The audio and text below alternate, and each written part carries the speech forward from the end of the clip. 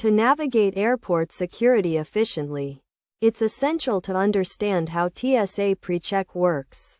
TSA Precheck is a program that allows low-risk travelers to expedite their security screening process at participating U.S. airports.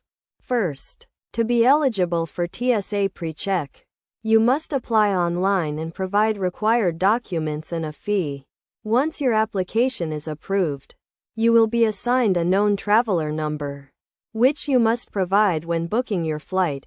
When you arrive at the airport, look for the TSA Precheck sign at the security checkpoint. Have your boarding pass and government-issued ID ready. The TSA officer will scan your boarding pass and verify your identity. As a TSA Precheck member, you do not need to remove your shoes, belts, or light jackets, and you can leave your laptop and compliant liquids in your carry-on bag.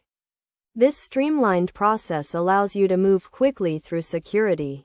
It is crucial to note that while TSA Precheck expedites the security process, it does not guarantee that you will not be selected for additional screening.